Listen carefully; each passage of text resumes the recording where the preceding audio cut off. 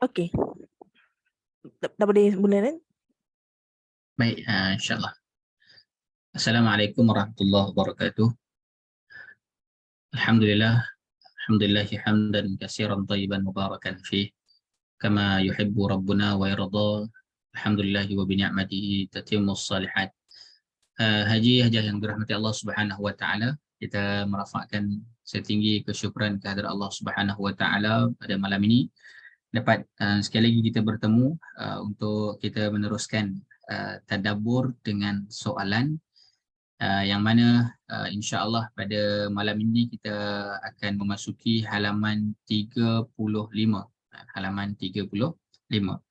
Jadi mari terus kita sama-sama ke halaman 35 surah Al-Baqarah. Baik, mari kita baca sama-sama. A'udzu billahi minasy syaithanir rajim. في الدنيا والآخرة ويسألونك عن اليتامى قل إصلاح لهم خير وإن تخالطوهم فإخوانكم والله يعلم المفسد من المصلح ولو شاء الله لأعنتكم إن الله عزيز حكيم ولا تنكحوا المشركات حتى يؤمن ولأمة مؤمنة خير من مشركة ولو أعجبتكم ولا تنكحوا المشركين حتى يؤمنوا ولعبد مؤمن خير من مشرك ولو أعجبكم أولئك يدعون إلى النار والله يدعو إلى الجنة والمغفرة بإذنه ويبين آياته للناس لعلهم يتذكرون ويسألونك عن المحيض قل هو أذى فاعتزلوا النساء في المحيض ولا تقربوهن حتى يطهرن فإذا تطهرن فأتوهن من حيث أمركم الله إن الله يحب التوابين ويحب المتطهرين نساؤكم حرث لكم فأتوا حرثكم أنى شئتم وقدموا لأنفسكم واتقوا الله واعلموا أنكم ملاقوه وبشر المؤمنين ولا تجعلوا الله عرضة لأيمانكم أن تبروا وتتقوا وتصلحوا بين الناس والله سميع عليم صدق الله العظيم.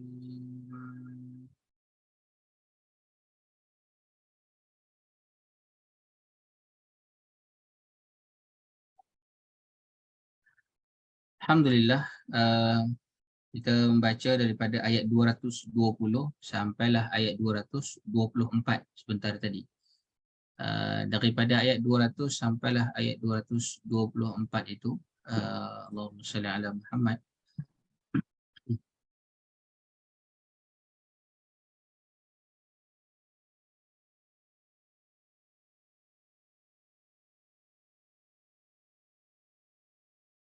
Boleh nampak ke di skrin ayat Qurannya? Nampak. Nampak ya? Alhamdulillah. Baik, fid dunya wal akhirah, tentang dunia dan akhirat. Wa yas'alunaka 'anil yatama, dan mereka bertanya kepadamu tentang anak yatim. Qul islahul lahum khair, katakanlah mengurus urusan mereka secara patut adalah baik. Wa in tukhalituhum fa ikhwanukum, dan jika kamu mencampuri mereka, mereka adalah saudara-saudara kamu. Wallahu ya'lamul mufsida minal muslih. Allah tahu siapa yang berbuat kerosakan daripada yang mengadakan perbaikan. Walau sya'allahu la'anatakum innallaha azizun hakim, dan jikalau Allah menghendaki, nescaya dia dapat mendatangkan kesulitan kepada kamu. Sungguh Allah Maha Perkasa, Allah Maha Bijaksana. Baik, Allahumma salli ala Muhammad wa ala ali Muhammad. Tentang dunia dan akhirat, inilah yang harus menjadi bahan renungan kita, sebagaimana yang kita tahu bahawa perhatian kepada dunia itu menghasilkan upaya untuk meraih keuntungan dini, sedang ganjaran ukhrawi tidak diraih di sini. Jika kita hanya berfikir tentang dunia, maka anak yatim dan juga orang lemah tidak akan terbantu, kerana tidak ada imbalan duniawi yang akan diperolehi daripada mereka. Nak tolong anak yatim, tolong orang lemah, mereka tak boleh balas apa-apa pun pada kita. Secara logiknya, kita tolong orang miskin, orang miskin nak balas balik dengan harta. Secara logiknya tidak begitu. Kita tolong anak yatim, orang yang susah, mereka tidak ada mak ayah misalnya. Siapa nak balas balik jasa kita tu, contohnya. Maka kalau kita fikirkan tentang imbalan duniawi, maka kita pastilah tidak akan mahu berbuat kebaikan kepada mereka. Tetapi bila kita berfikir tentang akhirat, pastilah anak yatim termasuk yang difikirkan nasibnya dan diperhatikan keadaannya. Kerana apa? Nabi SAW bersabda, saya bersama pemelihara anak yatim seperti ini kelak di syurga.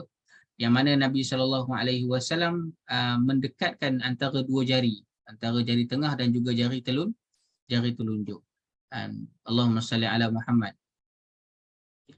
Dan pastilah anak yatim akan diperhatikan dan dipelihara, kerana tahukah kamu orang yang mendustakan agama pada hari kemudian, dia adalah orang yang mengherdik anak yatim. Dan daripada sini kita tahu bahawa betapa pentingnya untuk kita memberikan perhatian. Wa yas'alunaka 'anil yatama, maka anak yatim adalah salah satu daripada kelompok yang sewajarnya kita memberikan perhatian secara wajar kepada mereka. Dan Allahumma salli ala Muhammad. Ayat ini selain daripada itu mengingatkan manusia, kita ni manusia, dan khususnya para pengasuh anak yatim agar selalu mencurahkan kasih sayang dan tidak menyusahkan orang lain. Apabila anak yatim yang tidak berdaya, maka Allah ingatkan kasih sayangnya yang sedemikian luas terhadap manusia pada lanjutan ayat. Dan jikalau Allah menghendaki, nescaya dia dapat mendatangkan kesulitan kepada kamu. Itu antara lain melarang mencampurkan makanan dan juga minuman kamu dengan makanan dan juga minuman mereka.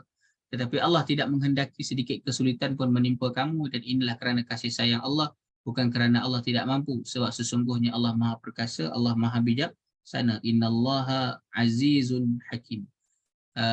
Haji-hajah yang dirahmati Allah Subhanahu wa taala, ayat ini kendati pun kita mengetahui bahawa adanya ganjaran yang besar daripada menjaga dan juga memelihara anak yatim itu, tetapi ingat jangan sampai kita mengambil hak yang tidak wajar daripada mereka. Baik, itu ayat 220. Kemudian kita lanjutkan pada ayat 221. Baik, ayat 221. Allahumma salli ala Muhammad. Ini terkait dengan wala tankihul musyrikat hatta yu'min, dan janganlah kamu nikahi wanita musyrik sebelum mereka beriman. Wala amatum mu'minatun khairum min musyrikah. Sesungguhnya wanita hamba yang mukmin itu lebih baik daripada wanita musyrik. Walau a'jabatkum, dan walaupun dia itu menarik hati kamu. Ada wanita hamba dengan wanita musyrik. Wanita musyrik itu menarik perhatian kita. Kendati pun yang musyrik itu menarik perhatian kita, kan? Macam Priti Zinta masa muda-muda lah, contoh, kan? Dengan hamba wanita tapi dia beriman, maka ketahuilah, kan, hamba wanita yang beriman itu lebih baik daripada wanita musyrik yang kamu tertarik hati kepada mereka itu. Dan kemudiannya wala tankihul musyrikina hatta yu'minu, wala 'abdun mu'minun khairum min musyrikin walau a'jabakum.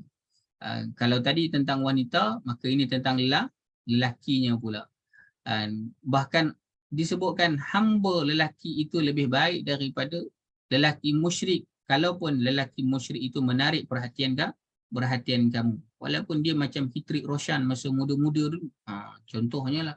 Dan tetaplah kalau ada lelaki hamba yang beriman, pastilah itu lebih baik daripada musyrik. Kerana apa?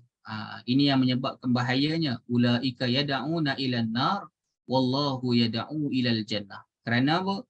Kerana mereka itu mengajak kamu ke neraka, sedangkan Allah mengajak kamu ke syurga, wal maghfirah, dan juga ampunan daripadanya, wa yubayyinu ayatihi linnas, dan Allah menerangkan ayat-ayatnya kepada manusia supaya apa? La'allahum yatazakkarun, supaya kamu mengambil pelajaran.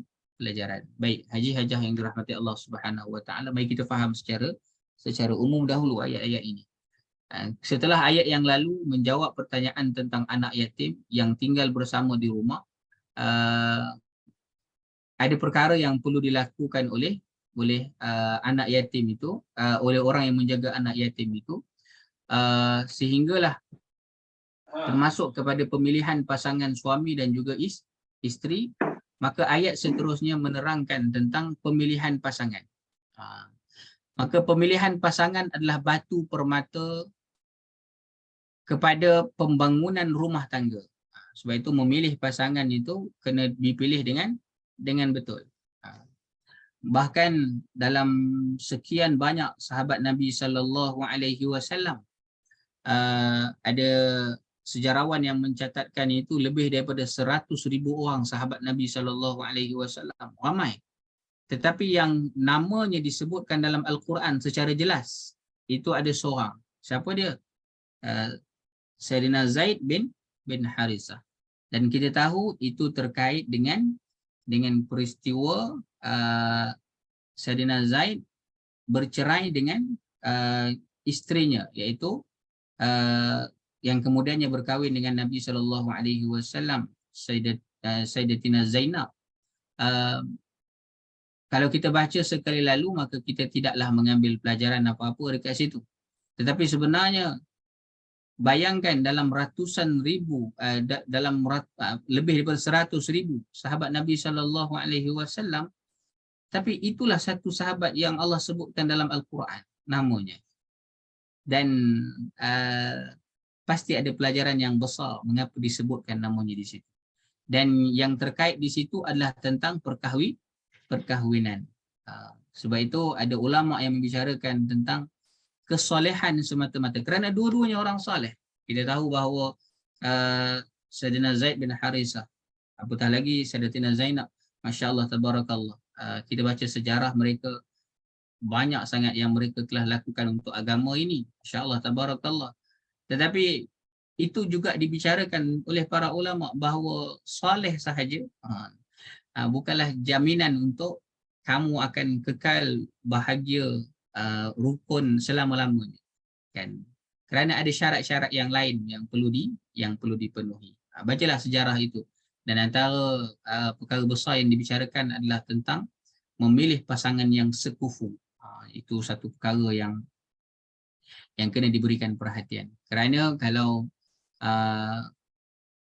lelaki kedudukannya lebih rendah daripada isteri, suami kedudukannya lebih rendah pada isteri, dan itu sudah menyebabkan tidak sekufu, maka itulah yang banyak menyebabkan bencana dalam rumah tangga. Habis itu macam mana Ustaz nak buat? Kena belajar macam mana untuk menguruskan. Kalau suami kedudukannya nampak lebih rendah daripada, bukan tinggi tu, tinggi cm tu nak buat apa-apa lah. Ini kita bercakap tentang kufu, muru'ah, martabat seorang lelaki. Itu kena disetarakan ataupun kena dilebihkan kembali martabat itu. Dan bacalah sejarah tentang Sayyidina Zaid, dan bacalah tentang macam mana keluarga Nabi SAW, khususnya bercakap tentang Nabi SAW bersama dengan Sayyidatina Khadijah. Baik. Sekali lagi kembali kepada bahawa pemilihan pasangan itu adalah satu perkara yang sangat penting. Dia perlu sangat kukuh, kerana kalau di situ tidak kukuh, maka macam mana nak membina bangunan yang tinggi kan? Kalau daripada akar itu dah tak kukuh kan. Kalau akar tidak kukuh, yang lain nak bina tinggi memang akhirnya akan runtuh. Maka nak tak nak, jalannya adalah dengan memilih daripada awal akar yang kukuh, kerana nanti insya-Allah tinggilah macam mana pun dia tetap akan kukuh. Baik, kemudiannya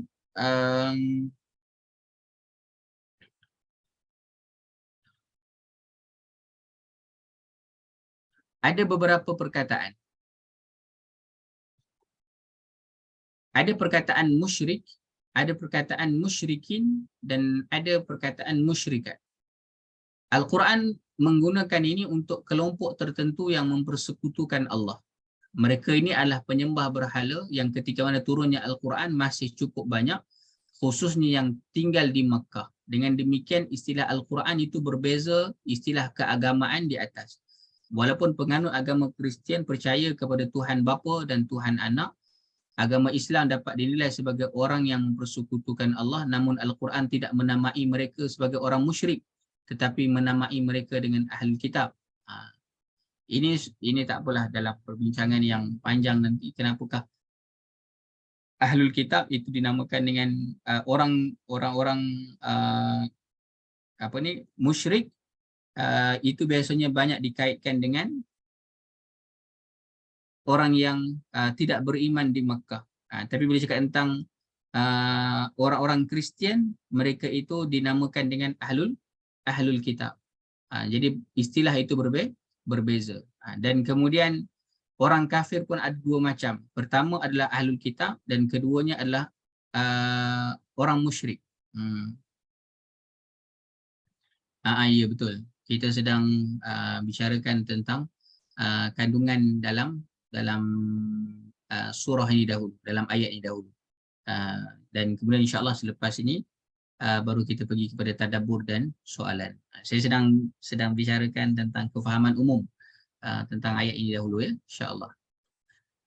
Baik, dan tambahan, ini info tambahan, kalau kita tengok dalam Al-Quran, perhatikanlah ada istilahnya ahlul kitab dan ada kalimah yang lainnya adalah musyrik. Al-Quran menggunakan istilah itu kerana apa? Kerana kedua-duanya itu mempunyai substansi yang sama, iaitu kufur. Dan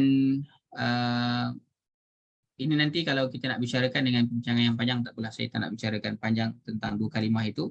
Tapi nanti perhatikan, itu menjadi persoalan nanti. Saya tinggalkan itu sebagai persoalan. Ada tempat yang Allah gunakan dengan musyrik, ada tempat yang Allah sebutkan dengan ahlul kitab. Jadi itu istilah yang berbeza digunakan. Dan dari sini bercakap tentang musyrik, musyrikan dan juga musyrikah. Kemudian musyrikin dan juga musyrik. Baik. Jadi ini ayat yang menerangkan betapa perlu memilih pasangan dengan betul. Kalaulah pasangan yang betul itu, perkara pertama yang perlu diberikan perhatian adalah tentang, walaupun dalam susunan hadis Nabi itu yang terakhir itu adalah agama, tapi yang paling penting itu juga adalah agama. Sebab itu agama adalah satu perkara yang sangat penting untuk kita berikan perhatian. Baik, selesai kita bicarakan tentang ayat 221, saya lanjutkan pada ayat 222. Wa yas'alunaka 'anil mahid, dan kemudian mereka bertanya kepadamu tentang mahid. Qul huwa adza, katakanlah ia adalah gangguan. Mahid ini adalah hukum haid. Haid, darah haid itu adalah satu benda yang menjijikkan dan mendatangkan mudarat. Fa'tazilun nisaa fil mahid wa la taqrabuhunna hatta yatahhurn. Oleh sebab itu hendaklah kamu menjauhkan diri daripada perempuan, iaitu jangan bersetubuh dengan isteri kamu dalam masa datang darah haid itu. Fa iza tatahharna fa'tuhunna min haitsu amarakumullah. Kemudian apabila mereka sudah bersuci, maka datangilah mereka menurut jalan yang diperintahkan oleh Allah kepada kamu. Innallaha yuhibbut tawwabin wa yuhibbul mutatahhirin. Sesungguhnya Allah mengasihi orang yang banyak bertaubat dan mengasihi orang-orang yang sentiasa mensucikan diri. Baik, setelah ayat yang lepas membicarakan tentang memilih pasangan, maka di sini bercakap tentang macam mana untuk kita mendatangi pasangan yang sudah kita pilih itu. Itu juga ada dia punya kaedah dia. Bukannya main terjah sahaja. Ada waktu yang boleh, ada waktu yang tidak boleh. Dan ada waktu bagi wanita yang ia tidak boleh diganggu pada waktu itu, iaitulah pada masa haid. Kerana daripada sudut psikologinya pun kita tahu bahawa itu waktu yang tidak sesuai untuk mendatangi pasangan kita. Baik, so secara ringkasnya sekali lagi, ayat yang lepas membicarakan tentang macam mana kita ada pasangan, cari daripada sudut banyak perkara, tetapi agama diberikan perhatian. Bahkan nanti ketika mana bersama dengan pasangan itu bukanlah sesuka hati, bahkan ada adabnya, ada akhlaknya. Dan kemudiannya kita masuk pada ayat yang 223, nisa'ukum harsul lakum fa'tu harsakum anna syi'tum wa qaddimu li anfusikum wattaqullah wa'lamu annakum mulaqu wa basyiril mu'minin. Isteri-isteri kamu adalah sebagai kebun tanaman kamu, oleh itu datangilah kebun tanaman kamu menurut cara yang kamu sukai. Dan sediakanlah amal-amal yang baik untuk diri kamu dan bertakwalah kepada Allah serta ketahuilah sesungguhnya kamu akan menemuinya pada hari akhirat kelak dan berikanlah kabar gembira wahai Muhammad kepada orang yang beriman. Baik. Sekarang kalau tadi sudah memilih pasangan dan kemudiannya bercakap tentang ada etik, ada akhlaknya, dan sekarang ini Allah sebut tentang nisa'ukum harsul lakum. Dan ini cukup jelas tentang peranan lelaki dan juga peranan perempuan. Dan dalam berkeluarga itu Allah sebutkan tentang nisa, itu para wanita sepatutnya menjadi tempat ladang tanaman. Kalau wanita itu adalah ladangnya, maka siapakah petaninya? Itu kena jelas. Jangan terbalik ya. Jangan terbalik letak petani itu perempuan, ladang itu lelaki. Kalau salah fungsi, itulah yang akan menyebabkan tanah tak subur. Macam mana nak melahirkan generasi yang soleh dan juga solehah. Dan macam mana tanah yang tak subur nak melahirkan nak menumbuhkan tumbuh-tumbuhan yang lazat, tak boleh. Sebab itu kena diberikan perhatian sungguh-sungguh peranan suami dan juga isteri. Kan kalau sudah dipilih betul-betul pasangan itu, kalau sudah ada adabnya dalam mendatangi suami isteri itu, maka perkara yang seterusnya adalah kena diberikan tanggungjawab itu sesuai dengan karakter masing-masing. Sekali lagi, wanita itu ada karakternya yang sudah pun ditetapkan dan lelaki juga ada karakternya yang sudah ditetapkan. Jangan kita melampaui batas antara satu sama lain. Ini satu bab yang panjang lebar sebenarnya kalau kita nak bicarakan tentang lelaki dan juga perempuan. Allahumma salli ala Muhammad. Dan yang terakhir kita pergi terus pada ayat yang ke-224. Wala taj'alullaha 'urdatan liaymanikum an tabarru wa tattaqu wa tuslihu bainan nas wallahu sami'un alim. Dan janganlah kamu jadikan nama Allah dalam sumpah kamu sebagai benteng yang menghalangi kamu daripada berbuat baik dan bertakwa serta mendamaikan perbalahan antara sesama manusia. Dan ingatlah Allah sentiasa mendengar lagi maha mengetahui. Bahawa hubungan antara manusia apalagi dalam hidup berumah tangga bukanlah semudah apa yang diduga. Hidup berumah tangga ni bukan main angka-angka, bukan main susun-susun batu bata, dan bukan main ikut susun-susun puzzle, tak. Berumah tangga ini adalah satu perkara yang sangat complicated. Sebab itulah kena diuruskan dengan sebaik mungkin. Dan ayat yang kita baca sekarang ini adalah larangan banyak bersumpah. Kerana banyak menyebut nama Allah dalam sumpah itu dapat menghalang seseorang berbuat kebajikan, bertakwa dan melakukan islah, iaitu perbaikan antara manusia. Ini kerana apa? Penyebutan nama Allah yang bukan pada tempatnya dapat menghantar seseorang terbiasa dengannya, sehingga dengan demikian menghantar ia berbuat dosa, bahkan menjadikan orang tak percaya kepada dia, sehingga langkah-langkahnya untuk melakukan perbaikan itu akan gagal.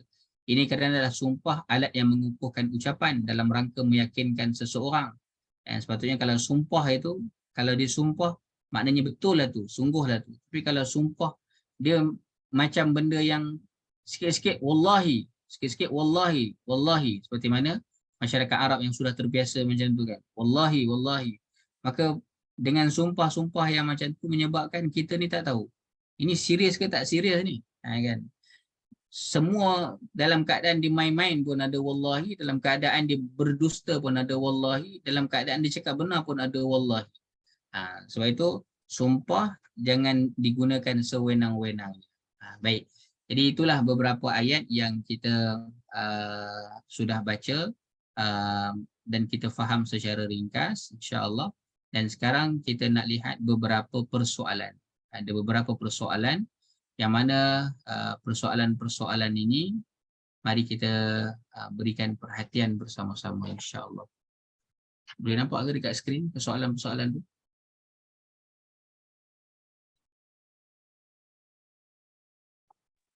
Nampak Ustaz. Nampak ya? Alhamdulillah. Baik, yang pertama daripada ayat Al-Quran yang kita dah baca tadi, wala tankihul musyrikat hatta yu'min wala amatun mu'minatun khairum min musyrikah walau a'jabatkum wala tankihul musyrikina hatta yu'minu wala 'abdun mu'minun khairum min musyrik walau a'jabakum ulaika yad'una ilan nar. Baik, soalan ini kita dah baca tadi, sepatutnya kita dah fahamlah insya-Allah. Tapi persoalannya apa dekat sini? Persoalannya adalah bagaimana kita dapat mengambil iktibar daripada ayat di atas berkenaan bahayanya pergaulan orang Muslim dengan orang musyrik dan orang yang mengadakan perkara-perkara dalam agama. Bahaya pergaulan antara seorang Muslim dan juga orang musyrik. Ada bahayanya? Ada. Memang ada bahayanya.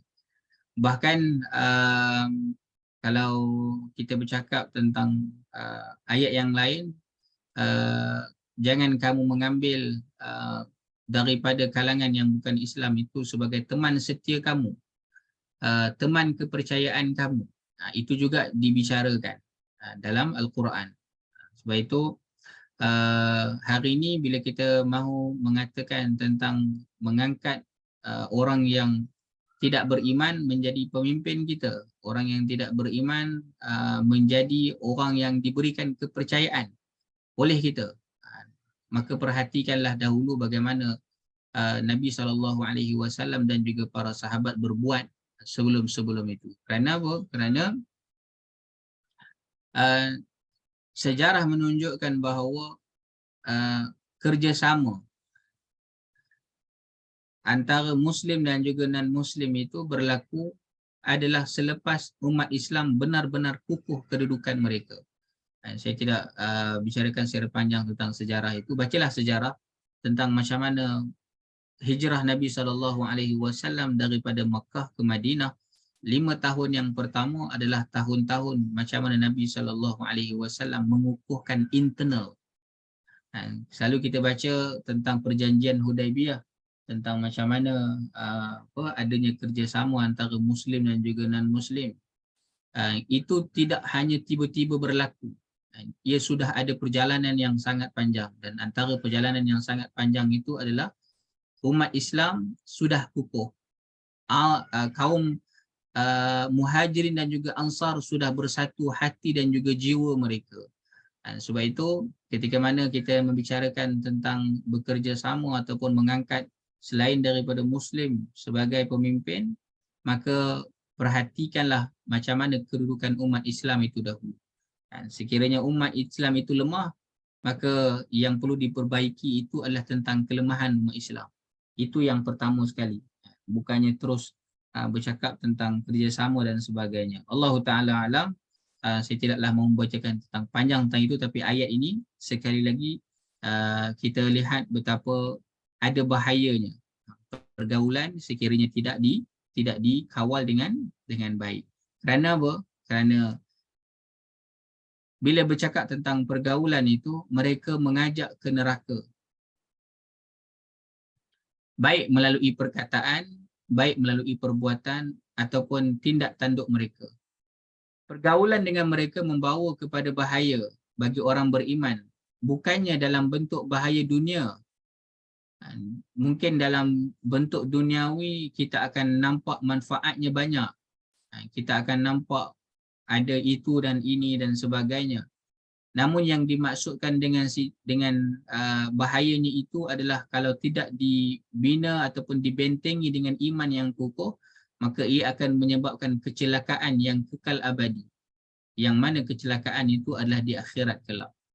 Dan kemudiannya ayat ini menunjukkan tentang larangan bergaul dengan semua orang musyrik dan juga orang yang mengadakan perkara dalam agama.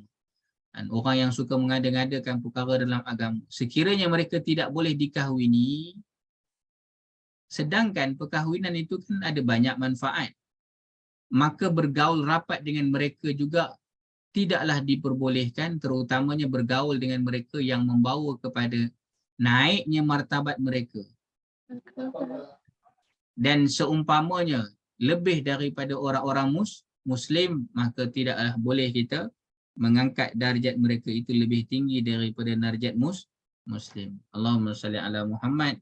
Kita membicarakan tentang satu panduan yang cukup jelas supaya berhati-hati dalam bergaul, dalam berinteraksi antara Muslim dan juga non-Muslim.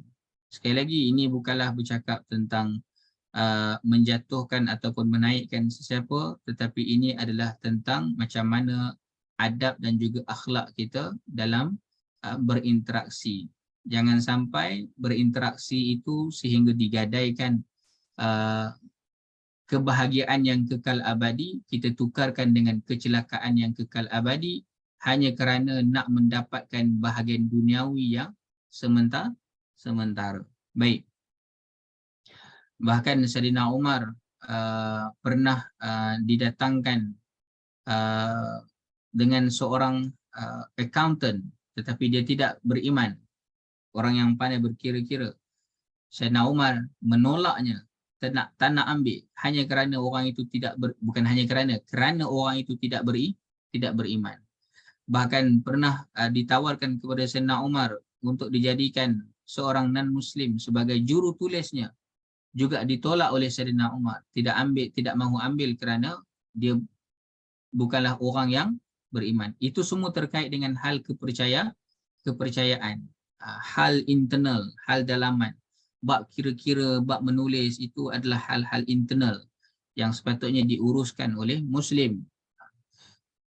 Allahumma salli ala Muhammad. Sudah pastilah penolakan Sayyidina Umar itu kerana ada umat Islam yang lebih layak. Jika tidak ada yang lebih layak, maka sepatutnya diberikan perhatian dengan lebih seriuslah tentang bahawa umat ini sudah berada di tahap yang lemah. Baik, itu yang pertama. Berhati-hati dalam pergaulan. Yang kedua, ulaika yad'una ilan nar wallahu yad'u ilal jannah wal maghfirah biiznih wa yubayyinu ayatihi lin-nasi la'allahum yatazakkarun. Baik. Kemudiannya ini menerangkan pula tentang orang kafir. Mereka itu ajak ke neraka, sedangkan Allah mengajak ke syurga dan memberi keampunan dengan izin Allah. Dan kemudian Allah menjelaskan ayat-ayatnya, yakni keterangan hukumnya kepada umat manusia supaya mereka dapat mengambil pelajaran. Soalan, bilakah seorang Muslim paling terdedah kepada kebinasaan? When? Bila? Baik, ayat ini membawa maksud bahawa seharusnya orang mukmin itu berhati-hati daripada apa yang boleh membawa mudarat kepadanya di hari akhirat, serta tidak berlegar-legar mendekati. Jangankan buat, mendekati pun tak boleh mendekati mudarat tersebut. Dengan menjauhinya dan menjauhi apa yang mungkin, bukan menjauhi apa yang menjerumuskan. tapi menjauhi apa yang mungkin menjerumuskan dirinya ke dalamnya. Kalau mendekati pun tak boleh, yang mungkin pun tak boleh, apatah lagi kalau melakukan. Maka orang mukmin kena sentiasa ingat bahawa ada dua ni musuh yang nyata, syaitan dan juga hawa nafsu. Inilah dua perkara yang kalau tak dikawal menyebabkan kita ni terdedah kepada kebinasaan. Kerana dua ini, syaitan dan juga hawa nafsu, mereka ni akan sentiasa bekerja sama untuk menjerumuskan seseorang itu jauh daripada agama. Allahumma salli ala Muhammad. Syaitan, kerja dia akan masuk ketika mana manusia lalai. Sebab itu manusia kalau kita halau, senang. Dia lari, dia pergi jauh-jauh. Kita tahu dia dah pergi jauh. Tapi syaitan tidak. Syaitan, kita halau dia. A'udzubillahi minasyaitanirrajim. Dia melarikan diri dengan berselindung. Dan dia tunggu masa. Sekarang kamu ingat Allah, nanti kamu lupa Allah, aku masuk dekat situ. Sebab itulah kita nak kena memperbanyakkan zikrullah. Jangan sampai kita terlupa. Kerana itulah yang menyebabkan kita paling terdedah kepada kebinasaan apabila kita terlupa bahawa adanya syaitan dan juga hawa nafsu yang selalu menjerumuskan kita jauh daripada agama itu. Baik. Itu persoalan yang kedua. So bila keadaan seorang Muslim paling terdedah kepada kebinasaan, bila dia membiarkan syaitan dan juga hawa nafsu bermaharajalela.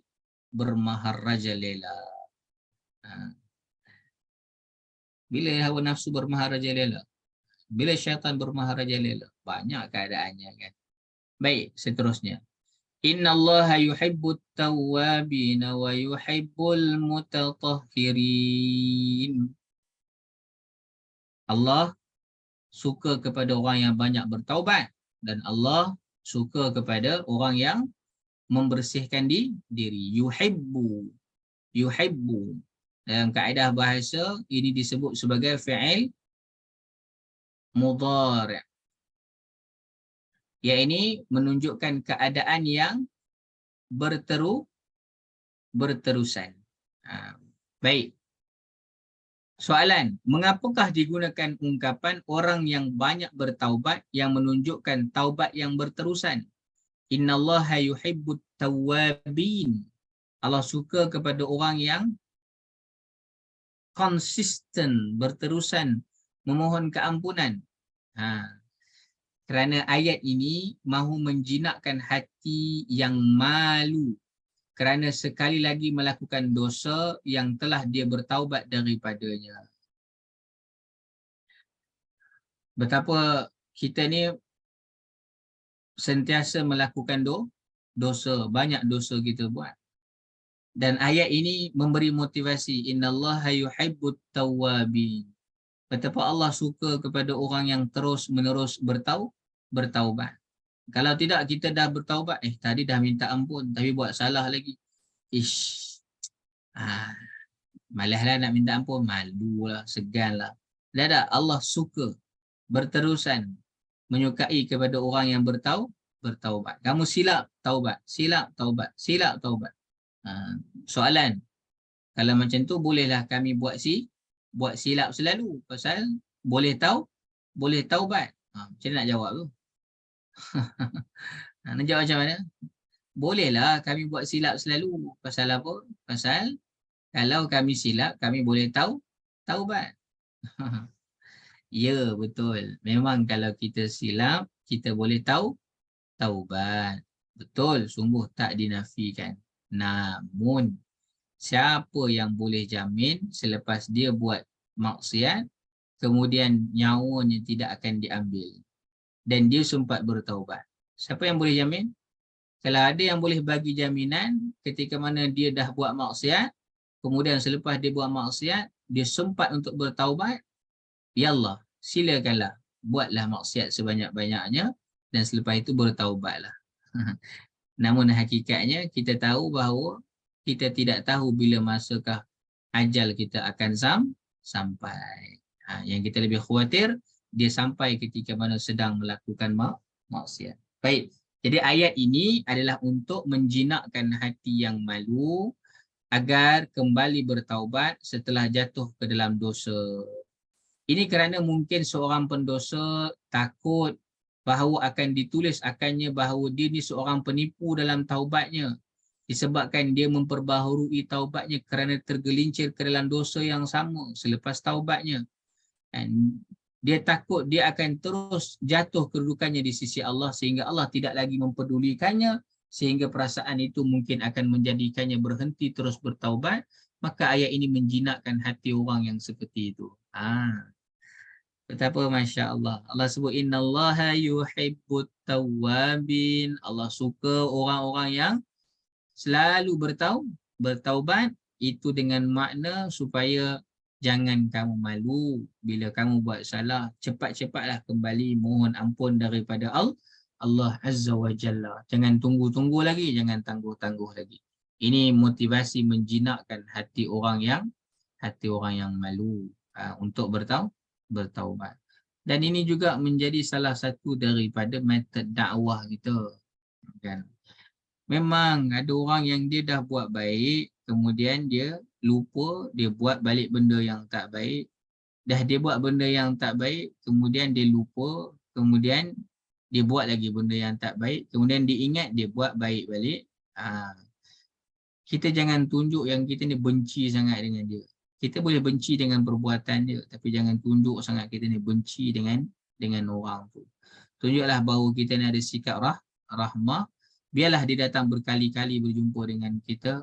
Biarlah dia datang puluhan, ratusan kali pun berjumpa dengan kita tanpa kita merasa bosan ataupun jemu, yang harapnya nanti akhirnya dia diberikan hidayah taufik sehingga dia tidak mengulangi kesilapan dia tu. Jangan terus-terus kita menghukum orang. Kan? Sikit-sikit orang tu salah. Itulah aku dah bagi tahu dah hari tu. Yang tak mau dengar. Tengok sekarang apa jadi. Kan? Kawan baru nak insaf. Kawan baru nak. Tak lah. Yang lepas aku dah beritahu dah, hang buat lagi. Ni beritahu lagi, hang buat lagi. Esok lusa aku beritahu, hang buat lagi. Benda yang sama je hang ulang. Aku malas nak cakap dengan hang dah. Lepas tu dia pun tak reti nak cakap dengan siapa-siapa. Dia pun terus buat maksiat berterusan tanpa ada sesiapa yang dia boleh rujuk. Allahu Akbar. Macam manalah keadaan dia tu kan. Sebab tu dalam dakwah ni kena banyak bersabar. Tambah-tambah dakwah zaman sekarang ni memanglah kena banyak bersabar. Sabar tak mudah. Tapi itulah nak buat macam mana. Kena sabar juga. Kan? Allahumma salli ala Muhammad. Baik. Mari kita lihat yang keempat. Wabashiril mu'minin. Dan berikanlah kabar gembira wahai Muhammad kepada orang-orang yang beriman. Baik. Mengapakah Allah tidak mengkhususkan bentuk khabar gembira yang dimaksudkan dalam ayat ini? Kenapa tidak spesifikkan? Kenapa diberikan dalam bentuk yang umum? Why? Baik, ayat ini menjelaskan tentang khabar gembira dalam maksud yang umum, iaitu bagi mereka khabar gembira dalam kehidupan mereka di dunia dan juga di akhirat. Bagi mereka kehidupan yang gembira dengan segala kebaikan. Bagi mereka itu terhindar daripada segala kemudaratan manusia. Itu semua boleh berlaku. Semua bentuk-bentuk yang menggembirakan. Jadi bentuk gembira tu yang macam mana? Wabashiril mu'minin tu gembira yang macam mana? Tidak diberikan spesifik itu kerana apa? Kerana nak bagi tahu kamu akan gembira daripada pelbagai cara kamu gembira. Dek kerana kamu beriman kepada Allah Subhanahu wa Ta'ala. Kerana kegembiraan manusia ini pun kadang-kadang subjektif. Ia bukan bersifat objektif. Kalau A lah, kalau B lah. Kan? Ada orang yang happy dengan benda ni tapi dia tak happy dengan benda itu. Ada orang yang dia tak happy dengan perkara tu tapi dalam masa yang sama dia happy pula dengan perkara yang orang lain tak happy. Boleh jadi perkara itu berubah-ubah. Sebab itulah Ini disebutkan dalam bentuk yang umum, wa basyiril mu'minin. Selesai. Yang keempat, saja kita ada 15 minit yang berbaki. Kita nak teruskan ataupun nak berhenti? Setakat ni dah 4 persoalan. Adakah difahami? Sekiranya faham, sila tuliskan nombor 1. Sekiranya tak faham apa-apa, boleh tulis nombor 11. Macam mana tu? 1 dengan 11 tu ada tambah 1 je belakang tu kan. Baik, alhamdulillah. Terima kasih hajah-hajah yang beri respon di ruangan chat itu. Kita ada 3,600 orang ni. Alhamdulillah, termasuk dengan para malaikat dan sebagainya. Alhamdulillah 1. Terima kasih. Legalah saya kalau faham. Takut tak faham nanti saya bertanggungjawablah, kerana tugas saya adalah untuk menyampaikan dan sebaik mungkin untuk memberikan kefahaman. Soalan yang kelima. Kita 3 lagi soalan dan kemudian kita akan tamatkan insya-Allah. Wala taj'alullaha 'urdatan liaymanikum, dan janganlah kamu jadikan nama Allah. La taj'alullah 'urdatan liaymanikum, sumpah kamu sebagai benteng. Biasa orang sumpah ni dia yalah, wallahi aku tak buat pun benda tu. Wallahi benda ni sedap ni. Wallahi saya tak tipu walaupun 1 gram pun. Dia nak membentengi diri dia dengan sumpah. Baik. Maka soalan, apakah kebaikan mengurangkan perbuatan sumpah? Kita mungkin orang Melayu, saya tak tahulah kalau haji-hajah jenis memang yang sikit-sikit sumpah. Sikit-sikit sumpah. Memang ada kawan saya dia mengaji kat Arab, dia balik Malaysia, sikit-sikit. Wallahi Syekh, wallahi. Dia cakap wallahi. Yang benar dia tak sumpah ke apa. Wallahi, tallahi. Dia asyik macam tu. Dia dah biasa macam tu. Tapi wallahualam. Kalau saya tak terbiasalah menggunakan perkataan itu. So apa kebaikan mengurangkan perbuatan sumpah ni? Sikit-sikit sumpah. Ayat ini membawa maksud supaya seseorang tidak memperbanyakkan bersumpah dengan nama Allah, kerana itu adalah lebih baik untuk jiwa. Allah Subhanahu wa taala berfirman dalam surah Al-Maidah ayat 89, dan peliharalah sumpah kamu. Allah juga mencela orang yang banyak bersumpah seperti mana dalam firman-Nya surah Al-Qalam ayat ke-10, dan janganlah kamu patuhi orang yang banyak bersumpah lagi hina. Maka apa kebaikan kita mengurangkan perbuatan sumpah itu? Kerana kita nak memelihara diri kita daripada sumpah-sumpah yang akhirnya kita tak mampu pun nak laksanakan. Ya Karim. Satu, kurangkanlah sumpah kalau kita dah biasa. Dan orang yang banyak bersumpah ini dicela oleh Allah Subhanahu wa taala, dan kemudiannya ayat Al-Quran yang lain juga menyebutkan tentang jangan kamu patuhi orang yang bersumpah. Dan dia banyak bersumpah. Jangan kamu ikut orang macam ni. Allahumma salli ala Muhammad.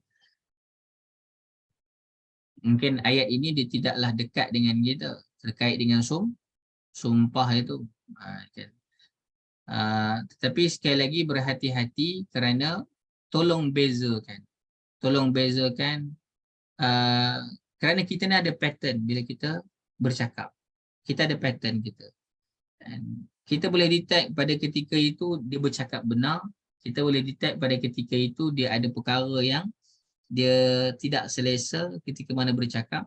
Ataupun ada masanya memang dia menipu. Tapi biasanya orang menipu ni dia buat kering je.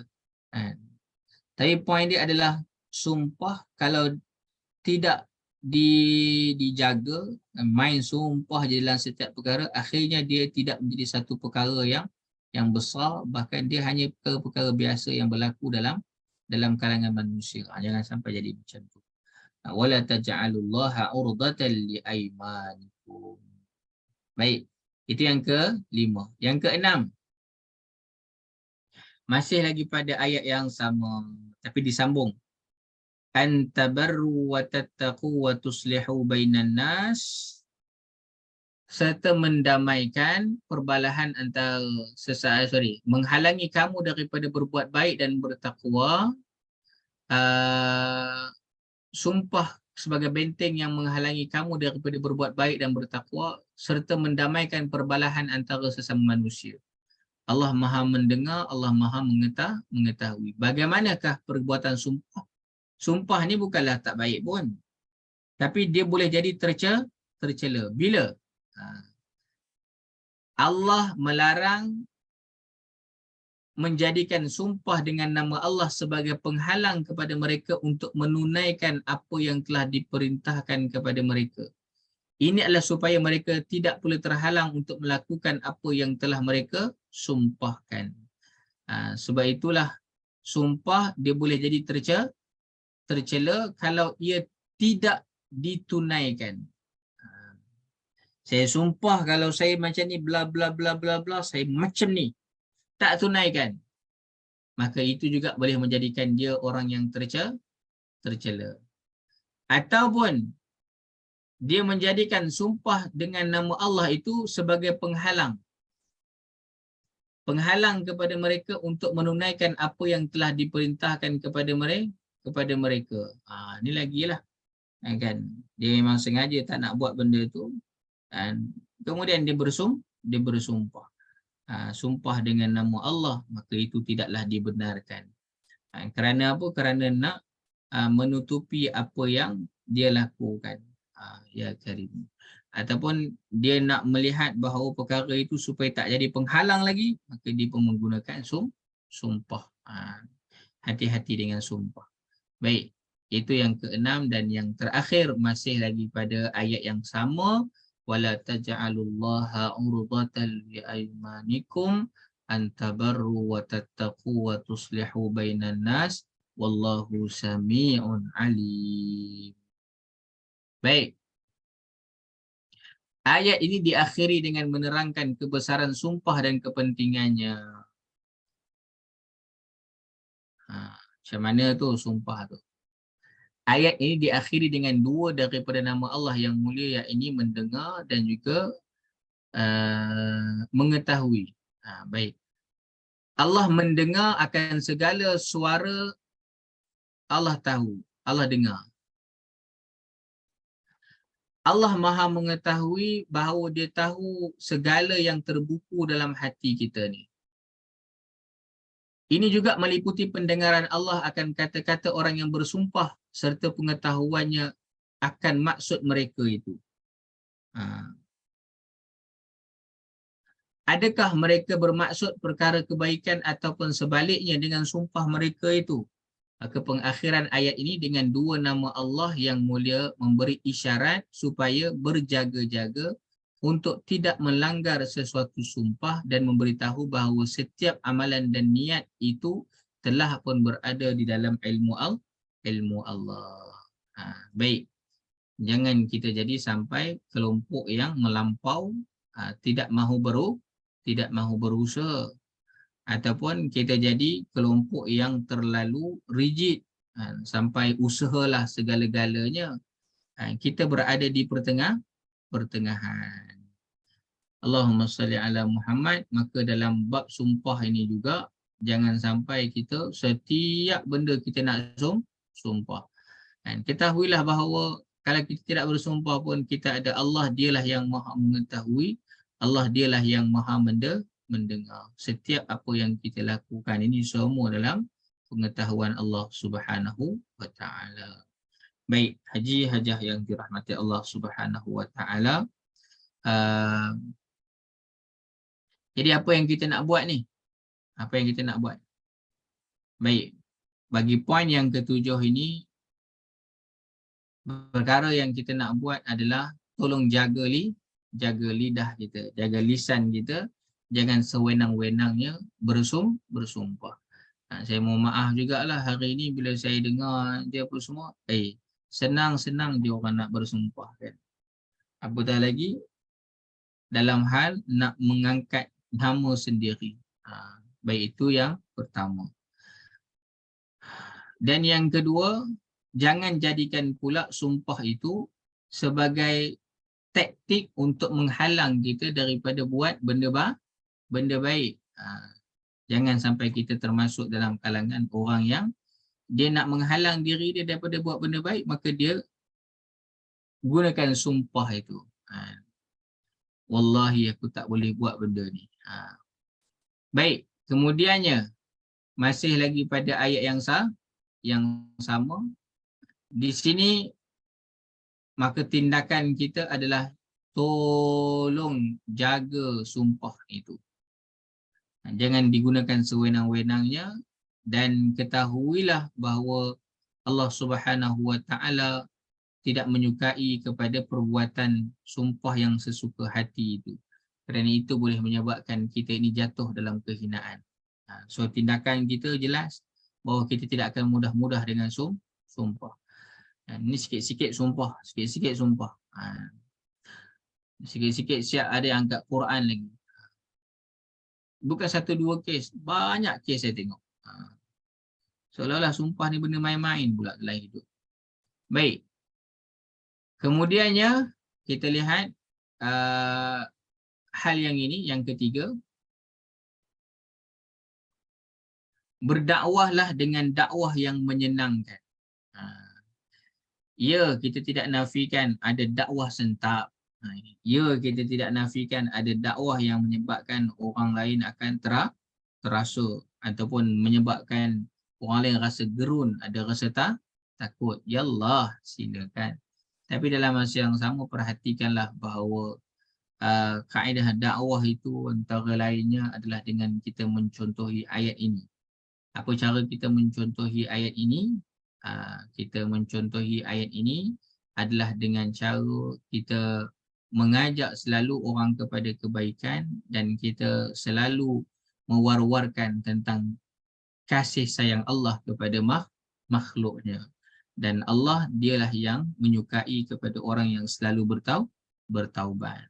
Dan ada orang buat salah, cepat-cepat ajak dia, jom taubatlah, jom taubatlah. Dan ajak cepat-cepat taubat. Jangan tunggu-tunggu dah. Tak payah tunggu-tunggu lagi. Baik. Allahumma salli ala Muhammad. Saya fikir itu dahulu sebagai pelajaran untuk kita bersama-sama pada malam ini. Malam Minggu. Bukan. Hari ini hari Selasa. Saya sekejap lagi kena bergerak ke Pahang pula. Sekarang berada di Sungai Petani. Allahumma salli ala Muhammad. Jumpa di Pahang orang-orang Raub. Ada derian ke Raub? Tak ada kan? Bukan musim dia. Baik. Wallahualam. Hari ini 8 hari bulan 11 2022. Alhamdulillah summa alhamdulillah. Jadi haji-hajah yang dirahmati Allah Subhanahu Wa Taala, memadai itu dahulu untuk malam ini dan insya-Allah kita bertemu lagi pada minggu hadapan. Hajah minggu depan pun malam saya kena bergerak ke Kuala Lumpur pula.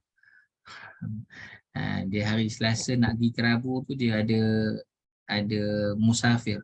Tapi insya-Allah kita susunlah jadual tu baik-baik. Cumanya kita perlu habiskan sedikit awal lah. Kalau biasa 10.30, 10 suku saya mohon habis pada malam ini. Jadi sekali lagi Hajah dan juga semua terima kasih dan kita doakan dapat bertemu lagi pada hari-hari yang akan datang. Baru muka surat 35 ni. Dan kita ada ratus lagi muka surat yang harapnya Allah beri kekuatan untuk kita istiqamah membicarakan ayat-ayat Allah Subhanahu Wa Taala ini. Naktafi bihadzal qadar. Terima kasih kepada semua. Saya serahkan kembali majlis ini kepada puan pengerusi majlis. Assalamualaikum warahmatullahi wabarakatuh. Waalaikumsalam warahmatullahi wabarakatuh.